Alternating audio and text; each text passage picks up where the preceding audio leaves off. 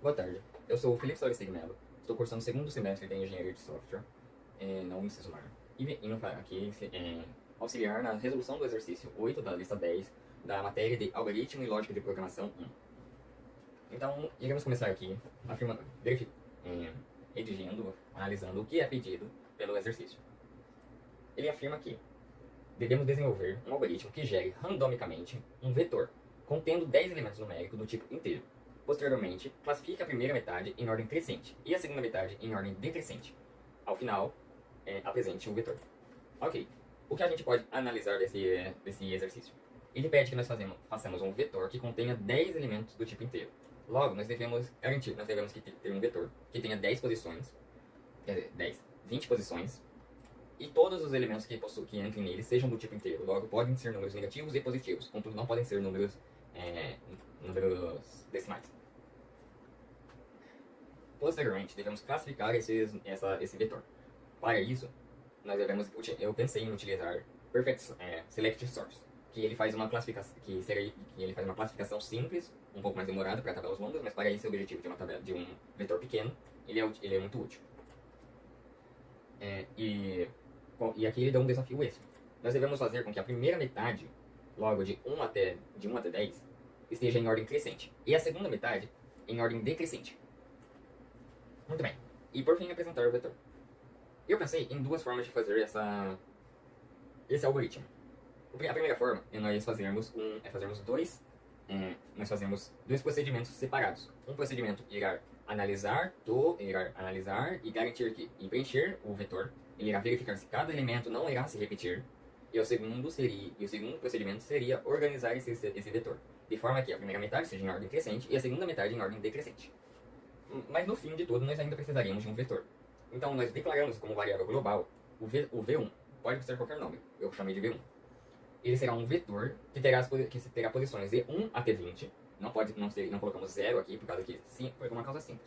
Se colocássemos um 0, teríamos 21 elementos, já que o 0 contará como uma posição.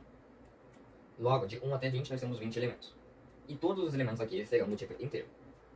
Ok, agora temos uma variável global. Essa variável pode ser utilizada por qualquer procedimento. E se eu quiser utilizar ele como uma variável interna ao procedimento, eu posso declarar ele como um parâmetro do procedimento em si. Vamos agora para a primeira parte do procedimento, que, no caso, vamos para a nossa lista de tarefas, como eu gosto de chamar. Nós vamos para o procedimento principal, que vai ser executado, e iremos chamar o preencher V1. Chamando o preencher V1, o sistema terá que procurar um procedimento chamado preencher V1. Olha ele aqui. O preencher V1 ele será utilizado para gerar um número aleatório de escopo como eu quiser. Eu coloquei 20 para garantir que o número não fuja muito do padrão. E irá analisar se esse número já exista no nosso sistema. Se ele não existir, ele irá atribuir este número ao nosso sistema em si. Eu declaro as variáveis necessárias aqui nesse ponto. Aqui eu declaro x teste x2, que será utilizado durante o teste, e já tem pode ser utilizado como uma variável lógica. Contudo, eu utilizo ela como inteiro, pois eu posso, se necessário, utilizar para casos diferentes, já que lógico só possuem dois casos possíveis. Se eu quisesse, ao invés de usar em si uma condicional exagerada, eu poderia utilizar casos, onde eles seriam especificamente aquele número. Muito bem. Agora, vamos lá. Entrando no nosso algoritmo inicial, nós entramos no início e nós definimos um looping para. Por quê? Por causa que nós já temos a quantidade de elementos definidos. Nós temos até 20 elementos para preencher. Não teremos 21 elementos. Então, quando x, que é a nossa variável definida, for 21, ele irá sair do procedimento.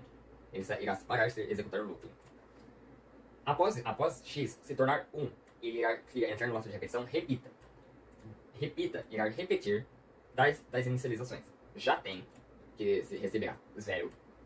Eu defini como 0, pode ser qualquer número. Teste, que será nosso número teste, que receberá um número aleatório de 0 até 20. Se eu quisesse de 1 até 20, eu teria que colocar mais 1. Para que quando fosse 0, recebesse 1 e se tornasse 1. Quando fosse 19, recebesse 1 e se tornasse 20. E assim foi. Como não coloquei esse 0, pois eu acho interessante que o menor número seja 0, o menor número será 0 e o maior número será 19. Ainda terão 20 elementos.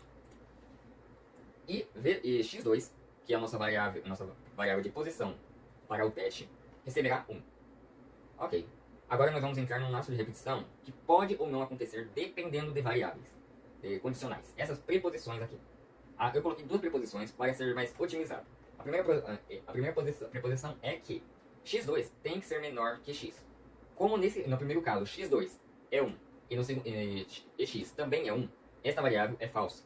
Logo, mesmo que já tem é igual a zero, como se afirma nessa preposição, ela não irá, essa parte do procedimento, essa parte do looping, este looping em si não irá ocorrer. Então ele irá verificar se já tem é igual a zero do repita, para sair do repita, e como já tem é zero, ele saiu do laço de repetição repita. E irá executar o que estiver fora. O que ele faz quando está fora desses dois laços de repetição? Ele pega o vetor, nossa tabela, eu vou chamar de tabela a partir de agora, que é mais simples de entender. Nossa tabela, na posição que x for, ele receberá o número que foi sorteado em teste e que passou pelo procedimento. Na primeira parte, na primeira vez, não ocorrerá, pois não cumpriu a condicional aqui. Agora vamos lá. O que acontece após isso? Ele tenta finalizar o looping. Contudo, x não é 21, x não é maior que 20. Logo, x se torna 2. X se torna 2, então ocorre repita, recebe 0, mesmo que ele já fosse 0. Teste recebe um novo número, que mesmo que seja igual ao anterior. E x2 recebe 1. Agora, vamos verificar a condicional. Enquanto x2 for menor que 1, x2 é 1 e x é 2, a condicional foi cumprida. Ok. Agora veremos a conjunção. E já tem for igual a 0, já tem recebeu 0. Logo, isso aqui foi cumprido. Ele irá fazer. O que ele irá fazer aqui? Vamos lá. Ele irá verificar se já existe, se o número já existe. E para isso ele verifica se já tem na posição de x2, que x2 agora é 1, é igual ao número testado. Se for igual, a condicional for cumprida, então a variável já tem, recebe 1. Se ela for igual e ela receber 1, então x2 receberá x2 mais 1, então ela se tornará de 1 para 2, e irá finalizar. Agora, irá finalizar o looping. Só que, como é um loop enfim enquanto, ele volta aqui para cima e verifica a condicional. Se x2 for menor que x, já podemos verificar isso aqui, x2 agora é 2, como foi feito dentro do loop, então, e x é 2, logo, esta é falsa. E já tem é igual a 0, vamos afirmar que ele recebeu 1, então já tem não é igual a 0. As duas são falsas, logo não ocorre isso aqui. Então vamos tentar sair do laço repita. Até a pergunta se já tem é igual a 0. Se já tem é igual a 0, ele sairia. Contudo, nessa nossa ideia, nessa nossa hipótese, já tem é igual a 1. Então, o que acontecerá é que essa condicional não foi cumprida. Logo, já tem. Então, logo, repita, terá que repetir. Ok. Já tem. Então, receberá 0. Volta a ser 0. Teste recebe um novo número, mesmo que seja um mesmo número. Vamos supor agora que é um número diferente. E x2 volta a ser 1. Vamos verificar. X ainda é 2, lembrando disso. Enquanto x2 for menor que 1, x2 é 1 e x é 2, correto? E já tem for igual a 0, aqui como foi definido, então ele irá fazer. Vamos fazer um teste simples. Se a condicional for cumprida, que no caso aqui não será cumprido, ele iria atribuir esse número. Como não é cumprido, o teste será um número diferente, não existe na nossa tabela, então x2 vai receber um número, vai se tornar 2, e vai descumprir essa condicional. x2 agora é igual a 1, mas então, o teste ainda é 0. Ué, mas por que então ele está saindo? Simples, por causa do i. Este i obriga que as duas condicionais ocorram ao mesmo tempo. E como elas não ocorreram ao mesmo tempo, ele não irá ocorrer. Então ele irá verificar agora a condicional de repita. Ele deveria repetir isso até que teste saia como 0. Então saiu como 0. Então, V1 na posição 2, nossa tabela realmente, receberá o número de teste. E ele irá repetir isso até que x se torne 21. Logo, todos os 20 elementos sejam preenchidos, de forma que nenhum repita. Esse algoritmo que eu fiz possui alguns problemas. O primeiro dele é a enorme dificuldade de escopo. Se ele possui 20 espaços e possui 20, eu fiz um número aleatório de 0 até 19, então ele só possui 20 elementos. No começo, esse código irá refazer muito rapidamente. Contudo, no final dessa parte do código, ele começará a demorar. Por quê? Porque tem poucos números agora para sortear. Se eu sortear números iguais, ele irá repetir de novo. E isso repetirá até que eu ache o único número que falta. No último número só vai faltar um número. Eu teria que acertar esse número aleatoriamente. Ok, finalizamos isso. o que eu poderia fazer, então, voltando à questão. O que eu poderia fazer para, então, resolver o caso? Eu posso aumentar esse escopo, aumentar esse tamanho de número aqui, ao invés de ir até 20, ir até 100, até 50. Só não pode ser menor que 20, pois aí nunca preencheria a tabela. Agora, o que acontece? Finalizar, vamos supor que finalizamos o nosso procedimento. Ele não tem mais nada para ser executado aqui. O que ele fará? Ele vai retornar ao nosso principal. O nosso principal agora vai para a próxima linha. A próxima linha pede para a gente ordenar nossa tabela. Então, como pensamos em organizar nossa tabela? Nós devemos organizar ela utilizando o Select Sort, por facilidade de utilizá-lo principalmente. E principalmente porque a tabela é pequena. Se fosse uma tabela de 100, 200, 300, é muito melhor utilizar outras formas de organização, como o Quick Sorts, que é muito mais rápido. Ok, vamos lá. O procedimento ordenar V1 ele será inicializado. Para isso, nós iremos utilizar variáveis locais x1, x, y e teste, todas do tipo inteiro. As variáveis locais elas não são lembradas, então significa que quando o procedimento anterior finalizou, as variáveis aqui foram apagadas da memória. Já deixa de existir, x e teste e x2 também deixaram de existir. Não se torna mais importante lembrar delas.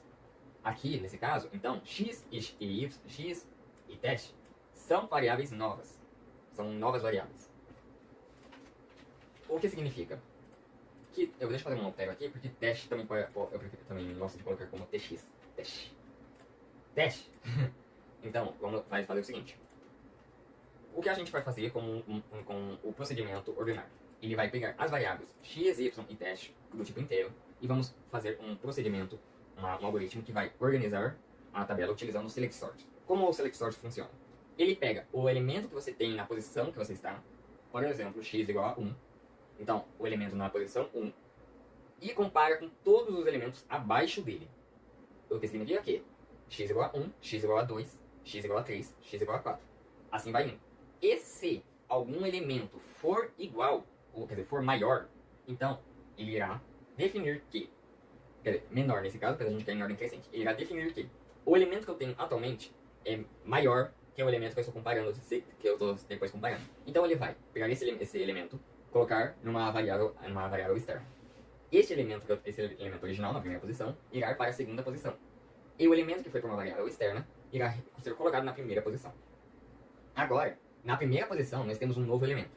Nós vamos pegar esse elemento e continuar descendo a tabela, até que ache outro elemento que seja menor que ele. Se acharmos um outro elemento, digamos, na posição 5, então nós vamos pegar esse elemento 5, colocar numa variável externa, pegar esse elemento da primeira posição e colocar na posição 5. E pegar essa variável externa e colocar na primeira.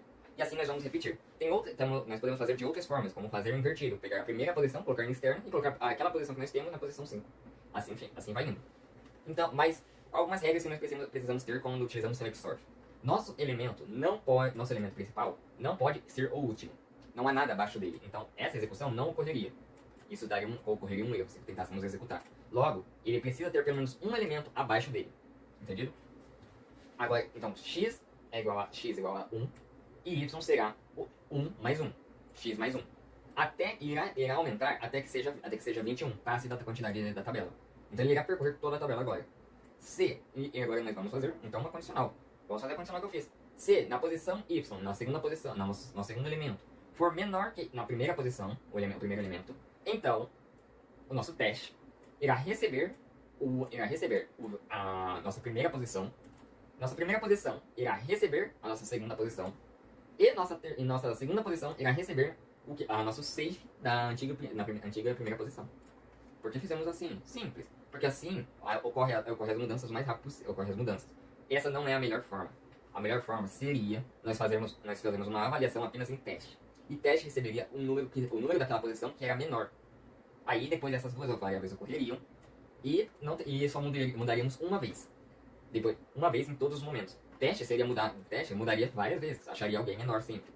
Quer dizer, sempre não. Pelo menos a quantidade de vezes necessária. Mas as mudanças, a posição que a gente quer, só receberia uma vez. Entendeu? Nossa tabela só receberia uma mudança uma vez. Agora, vamos lá. A gente cumpriu a primeira parte da ordenagem. A gente pode afirmar que sim, né? Afinal, a primeira parte afirma que a metade tem que estar em ordem crescente. E aqui nós fizemos isso. A primeira metade está em ordem crescente. Contudo, nós necessitamos que nesse primeiro procedimento, todos os elementos sejam comparados, para que nosso menor elemento esteja lá em cima e nosso maior elemento garantimos que esteja na última posição. Por quê? Porque a partir desse momento, eu tenho a localização mental de todos os elementos que eu preciso. Eu não preciso fazer uma burocracia enorme para que funcione a segunda parte. Eu só tenho que fazer todo esse procedimento a partir da metade dele. Legal, mas o que muda então? Muda esse sinalzinho aqui. Agora, eu não estou mais comparando se abaixo do que eu tenho é menor. Eu estou comparando se é maior. E como eu sei que o último elemento é maior que todos, então eu sei que na posição 20 estará o número 19. Logo, ele será levado no primeiro momento para a metade. Para a metade mais 1, a posição 11.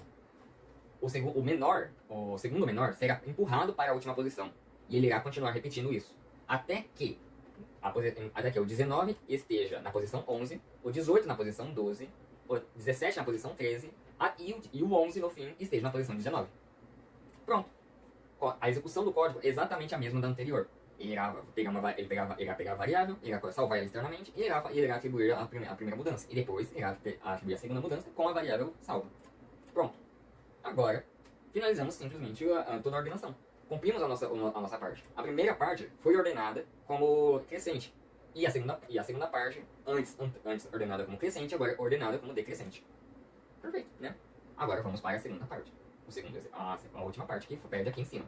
Apresente o vetor. Ah, meu Deus, como eu apresento um vetor? Muito simples. Utilizamos um laço de repetição que irá percorrer todas as posições do vetor. Assim como eu usei um laço de repetição para garantir que ele passe por todos os vetores, que ele preencha todos os vetores, que o vetor leia e receba os elementos em suas posições respectivas. Então, nós chamamos o meu display. Olha que nome bonito. Eu gosto desse nome, falando a verdade. Então, o que aconteceu? Acabamos o procedimento. As variáveis x, y e teste finalizaram. Não existem mais na minha memória. O que vai acontecer agora? Procedimento display, o que eu fui chamado, irá ter novas variáveis x e y. Elas serão do tipo inteiro e agora estão vazias, não tem nenhum valor. Eu executo um limpar tela, um comando do próprio sistema, que faz com que você limpe a tela, não tenha nenhum procedimento anterior, não apareça nenhum procedimento anterior.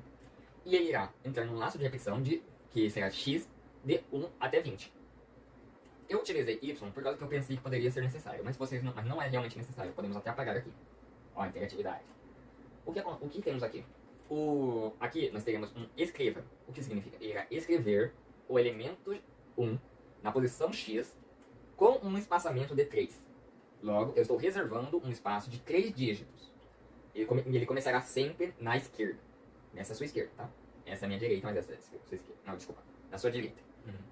Por isso que está estranho pra mim. Essa é a sua direita. Sempre será na sua direita. Mas eu quero que tenha um espaço entre os números. Então, eu puxo uma vírgula e coloco um espaço como caractere. Então, toda vez que esse código executar, ele irá escrever o número na posição de x, na posição que x afirma estar, com um espaçamento de 3 e com um espaço entre as execuções, como caractere, obviamente. E eu fiz uma condicional simples para poder quebrar a nossa linha, caso ficasse muito longo nossa quantidade de números. Se o número de x for divisível por 20, então ele irá quebrar a linha. Ele finaliza aqui e finaliza nosso fim para, nosso laço de repetição para. E ele faz um último escreval, só para ter uma pausa ali. Ok, esse é o nosso código principal. Esse é o meio mais simples, que ocupa a menor quantidade de memória que eu consegui encontrar. Ele é um pouco lento por causa do escopo pequeno e por causa que ele precisa puxar procedimentos externos várias vezes. Mas ele roda mais liso, não possui tanta memória, não ocupa tanta memória durante sua execução. Então vamos executar ele aqui para verificar se o código está correto. Eu já sei que está correto, mas vocês podem ver agora. Ih, temos um problema aqui. Ih, rapaz. Vamos ver a síntese. Ah, foi aqui, ó. Lembra que eu fiz as alterações? Deixa eu fazer aqui, ó. Quando você fizer uma alteração, tem que alterar tudo. Pronto, agora vai estar funcionando. Agora está correto, ok? Pronto, aqui está. Nosso teste garantiu que as primeiras 10 posições tenha de 0 até 9 e as nossas próximas 10 posições tenha de 19 até 10, como foi previsto. Que bonito. Mas o que significa isso? Nós completamos o desafio, nosso exercício. A primeira parte do nosso vetor está em ordem crescente, de 0 até 9. E nossa segunda parte do vetor está em ordem decrescente. Existem outras formas de interpretação do exercício. Eu poderia, primeiro, não ter ordenado tudo em ordem crescente e depois ordenado a segunda parte em decrescente. Eu poderia ter, de forma desorganizada, só ter ordenado em ordem crescente a metade. Então, o 19, aleatoriamente, poderia estar aqui. Mas ele, ao invés de estar aqui, ele estaria no lugar do 9. O 9 poderia estar logo abaixo dele, mas eles ainda estariam em ordem crescente. O 0, que seria o menor número possível, poderia não estar na primeira parte quando eu executasse. Então, ele estaria na segunda. Então, ele seria o último número na nossa tabela. E assim vai. Por que eu escolhi fazer uma execução longa?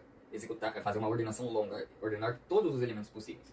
Porque, assim, eu garanto que a minha primeira posição é 0 e minha última posição fosse o 19. Então, a minha última posição estaria o 19. E quando eu executasse a segunda parte, o 19, estando na última posição, passaria para a metade na segunda parte. Bem, aqui está a minha segunda versão do código. Essa segunda versão é um pouco mais...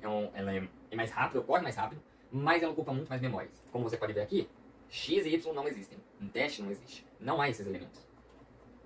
A segunda parte, eu vou fazer ela pausada para garantir que vocês consigam visualizar. Aqui você pode ver o que? X, Y, teste, X2 já tem, tá tudo no mesmo procedimento.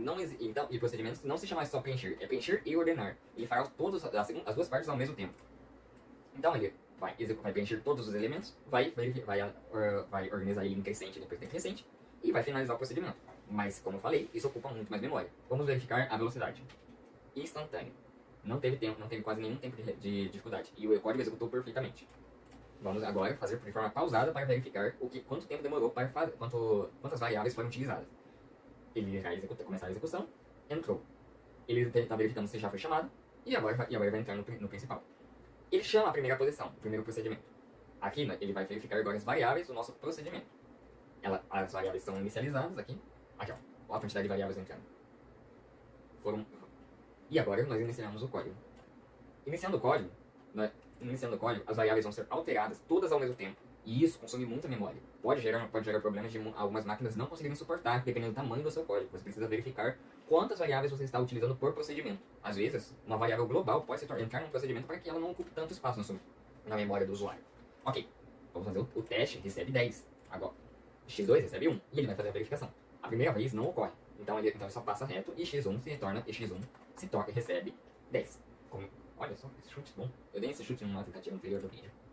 Não dá pra fazer tudo de primeira, não. X agora se torna 2. Deixa eu fazer uma alteração aqui. X se torna 2 aqui. Aí ele vai. X2 se torna 1. Teste recebe 13. E ele verifica. X2 é menor que X. X é 2, lembrando disso. X é menor que... E já tem. É igual a 0.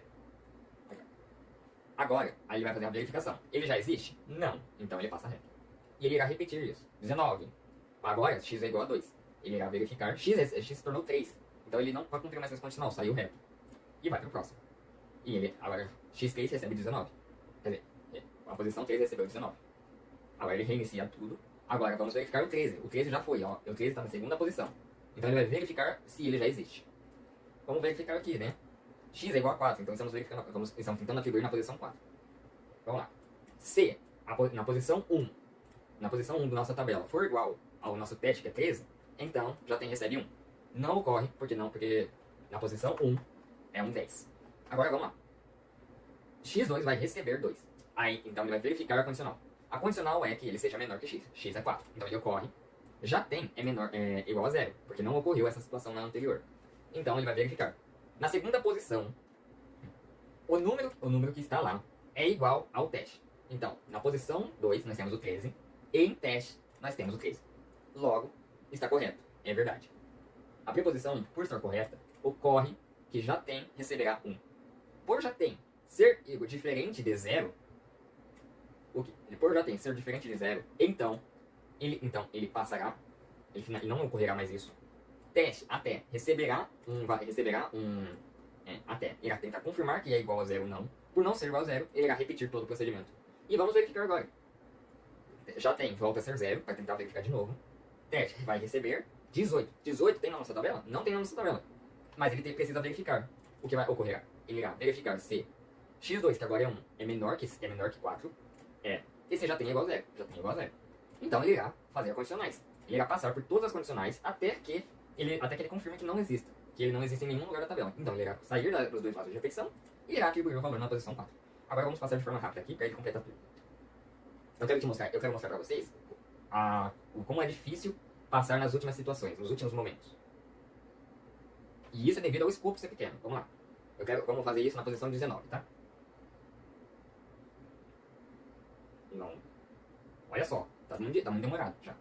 Tá tentando fazer muitas repetições. Posição 19 ou posição 20? Faz uma votação. Eu acho que é melhor na 20. A 20 só tem um número que não aparecerá mais. Que não apareceu na nossa tabela até agora. Vamos lá. Tá, estamos no 19 agora. Foi o 9. Agora estamos na 20. Qual é o nosso número teste? 18. 18 já existe. Lembra na posição 4? Olha aqui. Então, ele precisa ocorrer que não, ou seja, 10, 13, 19, 18, 4, 5, 15, 11, 0, 3, 16, 1, 2, 17, 7, 12, 8, 14 e 9. Logo o resto é com número. Nossa, olha a dificuldade que é com uma tabela desorganizada. Por isso devemos organizar ela. Vamos verificar. Quantas vezes ele vai ter que repetir? O teste tá provando que já existe várias vezes, até que ele ache um número que poderá passar por tudo. 6. Vamos ver? Foi o 6. Era o 6 que faltava. Com o 6 faltando, agora ele vai organizar. Ele achou um número. Vamos lá. Ele agora está na posição 4. Ele vai verificar. 5. Ele achou outro número. E ele vai repetir isso. Ele vai repetir até que toda a tabela esteja organizada. Vamos lá. É um processo demorado, é longo. Eu vou estar mostrando isso aqui agora, por causa que vivenciar isso com os olhos é demorado, é difícil vivenciar isso na realidade. Aqui, como você pode ver, o 19 desceu. O 19, 18, 17, 15, 14 estão descendo. 14, né? Estão descendo. Agora, o 15 desceu. Agora o 17 desceu. O 16 desceu. E ele está repetindo isso. Por quê? Porque na nossa posição 17 está o 18. Então ele está procurando os elementos menores que ele. E ele está indo. Pronto, verificou. Todos os elementos agora estão ordenados de 0 a 19. Agora ele vai fazer uma ordenação da metade para frente. Vamos lá. 0 vai procurar o maior. O maior é 11. Então ele vai para cima. 11 vai para cima. E o 10 desce. 10 passa para o 12. E ele vai repetir isso até que chegue no 19. E o 19 esteja aqui em cima. Vamos ver pelo menos o último, né? Agora eu vou mostrar, quando eu chegar no último, eu vou mostrar ao que eu me refiro quando o elemento tá, quando colocamos todas as variáveis juntas, ok?